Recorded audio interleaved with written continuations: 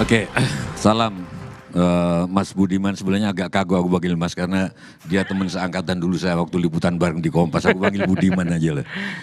Dan para sekjen dan ketua partai yang tadi belum saya sebut, Mas Edi.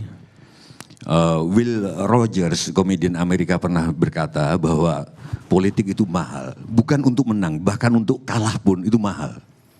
Nah sekarang saya ingin agak mundur ke leluhur sejenak gitu loh. Dulu di zaman tahun 70-an aja, bapak saya itu bilang, termasuk karma buruk adalah orang yang mau bekerja sama, yang dibicarakan untungnya. Harusnya pembicaraan pertama adalah ruginya. Kalau rugi gimana? Saya bekerja sama dengan Mas Umam, nanti kalau rugi, sopo sing bayar. Kono, aku, itu dulu yang diomongin. Itu baru karma bagus. Nah problemnya kelihatannya koalisi ini mau ngomong untungnya aja gitu loh. Kalau aku nggak salah loh ya. Karena terbukti di setiap partai hanya ada badan pemenangan pemilu. Tidak ada badan penyiapan kekalahan. Misalnya bagaimana kalau MK nanti bikin sengketa pemilu terus tugasnya badan ini menenangkan massa. Saya sudah ngomong ini ke Pak Hasim. 2 minggu yang lalu saya di kantornya Pak Hasim Azhari, KPU. Aku jelek-jelek kan presiden juga gitu loh. Jadi aku ngomong, Mas bisa nggak ini dibentuk badan-badan penyiapan kekalahan pemilu? Gimana Mas Budiman? Piye? Ambil ya. Menambahkan Mas Budiman, itu terkait dengan konteks tadi ya, pemenangan, kemudian kekalahan. Ini juga konteks koalisi itu, masyarakat juga masih belum clear Mas. Karena bagaimanapun juga, kalau misal koalisi dianggap itu sebagai bahan dagangan gitu ya, komoditas yang akan dijual, rakyat akan membeli, mana yang sekiranya visinya jelas, cara pandangnya clear. Tetapi kemudian coraknya ini kok masih agak abu-abu nih, belum clear Mbak Tejo. Antara misalnya keberlanjutan versus perubahan. Yang keberlanjutan misalnya Pak Hasto, apa bedanya antara pendukung dari Pak Ganjar, koalisi Pak Ganjar dengan koalisinya Pak Prabowo? Ini masih belum clear. Nah ini yang kemudian membuat kita juga masih menimbang-nimbang. Ini sebenarnya titik bedanya seperti apa? Nah itu yang barangkali perlu diperjelas lebih detail Mas Jadi Budiman. masih blur ya. Soal untung rugi saya tanya pada Hermawi dulu. Bung Hermawi, jadi tadi Tejo mengatakan bukan hanya badan pemenangan, tapi juga badan persiapan untuk kemudian kalah. Kalau dari Bung Hermawi gimana? Iya, jadi hitung juga ruginya sebenarnya. Dalam perspektif pemilu dan dalam permainan apapun, kekalahan dan kemenangan kan biasa. Itu sebuah konsekuensi. Memang Mas Tejo, di kami saya tidak tahu kalau di yang lain memang tidak ada badan khusus yang mempersiapkan menenangkan publik untuk kalah.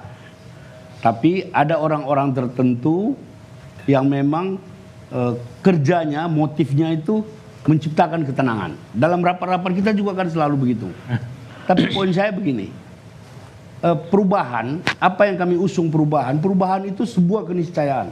Pada akhirnya, pada saatnya kita semua akan berubah. Itu pasti. Perubahan sebuah keniscayaan. Kalau tidak mau jadi fosil, tidak mau jadi dinosaurus ya kita harus berubah. Nah dalam di Nasdem mengatakan it's time, sekarang saatnya berubah. Oleh karena itu kami tetap konsisten, kami tetap membangun trust dengan kawan-kawan. Jadi apapun yang dilakukan, apapun isu yang bergulir, karena kami bangun koalisi ini di atas basis kepercayaan satu dengan yang lain. Oke, baik. Saya akan cross ke Mas Rifki dari Partai Demokrat. Dihitung nggak sih, bukan hanya untungnya bakal dapat ini, dapat itu, tapi kerugian ketika membangun koalisi? Ya, tentu kita setiap partai pasti menghitung. Ada target optimal, ada target minimal. Nah, tentu dalam koalisi pun juga demikian. Artinya kita tentu contoh misalnya terkait dengan capres-cawapres. Kita punya kesepahaman capres adalah Pak Anies. Kita juga mengusulkan dalam proses tahapan sebelumnya juga Ketua Umum kami Mas Ahaye untuk menjadi cawapres. Nah itu kan bagian dari yang kita anggap target optimal. Tetapi kemudian kita kan juga punya kesepakatan untuk ini kita serahkan ke capres, di mana kita ingin sekali agar koalisi perubahan ini tidak hanya berlayar, tetapi juga menang dan dilantik begitu. Nah, jadi kita berpikir jauh, berpikir lebih besar, sehingga target maksimal, optimal, ataupun target minimal itu tentu pasti kita hitung. Oke, Bung Habib, jadi kalau tadi Umam mengatakan nggak jelas sebetulnya perubahan kesinambungan yang mau diubah apanya sih sebenarnya kalau dalam perspektif koalisi perubahan ini? Ya, yang pertama setiap pergantian itu pasti ada visi-visi baru. Setiap visi-visi baru itu namanya perubahan. Kalau bukan perubahan berarti kelanjutan dari yang ada. Kita sebagai pemimpin pasti akan melanjutkan hal-hal yang baik dan meninggalkan yang buruk dari kepemimpinan sebelumnya. Buat kami, Jokowi banyak yang baik ya kita ambil, oke. Yang nggak baik tinggalkan dong. Kan kita namanya kepemimpinan baru. Berarti Habib agak menentang Pak Luhut.